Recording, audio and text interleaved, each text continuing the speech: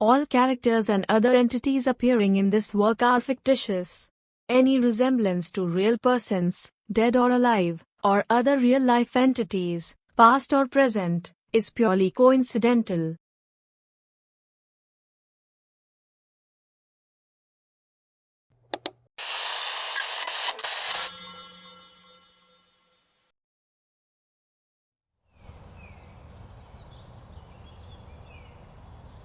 ये कहानी है झारखंड के एक ग्रामीण इलाका की, जहाँ पे अभी भी कोई शौचालय नहीं था।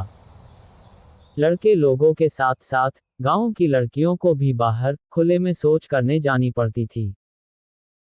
इसीलिए गांव की लड़कियां सुबह होने से पहले रात के अंधेरे में ही एक साथ मिलकर बाहर झाड़ियों में जाके अपनी अपनी शौच कर लेती थी। इसी गांव में रहती थी संगीता। पूरी गांव में एक वही अकेली लड़की थी जो बाहर शहर में जाकर पढ़ाई करती थी। लेकिन छुट्टी की वक्त घर आने पर उसे भी मजबूरन इच्छा ना होने पर भी शौच के लिए लड़कियों के साथ बाहर जानी पड़ती थी।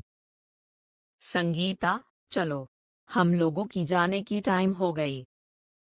हाँ हाँ बुआ जी, आती हूँ, रुकिए।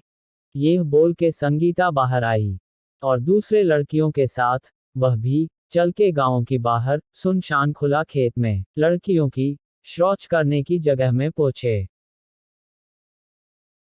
और वह लोग अपनी अपनी साड़ियां उठाकर खुले में ही एक लाइन में शौच के लिए बैठ गई। संगीता ऐसे ही कुछ देर सारी लड़कियों के साथ खुले खेत में ही साड़ी उठाकर शौच काम करते करते देखी कि एक आदमी दूर से झाड़ियों में छिपकर मजे से उन लोगों को साड़ी उठाकर शौच काम करती हुई देख रहे हैं। लो, ये जनाब भी आ गए फिर से। क्या ये आदमी हमेशा आ जाते हैं बुआ जी? अरे और कहो मत संगीता, इसके उत्पात में गांव के सारी लड़कियां परेशान है। जब भी किसी लड़की को शौच के लिए खेत में जाती हुई देखती है, पीछे पीछे चला आता है झांक मारने के लिए। हवासी लंडा कहीं का। आप लोग कुछ बोलते क्यों नहीं? क्या बोले? मजबूरी है हम लोगों की। खुले में औरतें अगर कपड़े उठा के बैठेगी तो मर्द तो आएंगे ही ना देखने के लिए। कैसे रोकोगे? नहीं, ऐसे नहीं चल सकते। इसको तो आज मैं सबक सिखाकर ही रहूंगी। ये बोलकर संगीता शौच से उठकर उस आदमी के पास गई।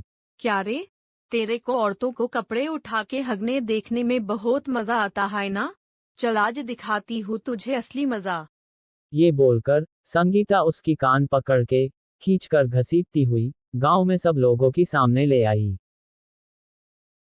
अब संगीता ने उसकी हाथ बंद के पैर के साथ लटक दी और गांव की सारे लड़कियों को उसे लकड़ी से मरने के लिए बोली। संगीता को ऐसी जोश में देखकर गांव की सारी लड़कियों के अंदर भी साहस आई और वह लोग भी अपनी गुस्सा निकलने के लिए उसको एक एक करके आकर गांव में सबकी सामने लकड़ी से मरने लगी। देख लो, गांव की सारे हपसी मर्दों, अगली बार से अगर किसी भी मर्द ऐसे ही शौच करने की वक्त कपड़े उठाई हुई औरतों को छुप छुप कर देखने की हिम्मत करेगा, उसे हम औरतें लोग ऐसे ही पैर पर लटक लटक के मरेंगे।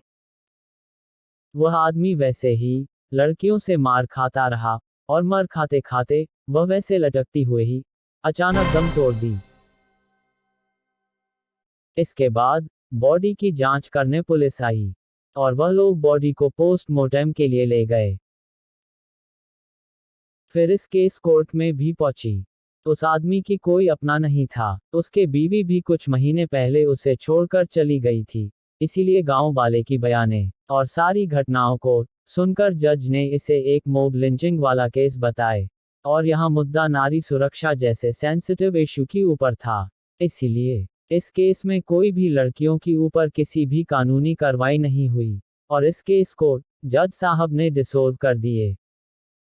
इसके बाद गांव के सारे औरतें बिना किसी परेशानी में पहले दिनों की तरह बाहर के खेत में शौच काम करने लगे। सब लोग धीरे धीरे सारी बातें भूल गए।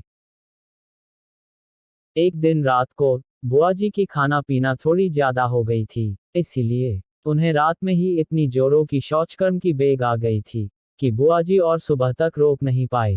वह बाहर जाकर जल्दी जल्दी उस खेत की तरफ बढ़ने लगी। खेत में जाकर उसने वहां अकेले ही साड़ी उठाकर शौच करने बैठ गई। लेकिन शौच करते करते वह अचानक किसी को दूर की झाड़ियों में देखी, जिसे देखकर उसकी वहां साड़ी उठाकर बैठी हुई ही रोंदे खड़ी हो गई।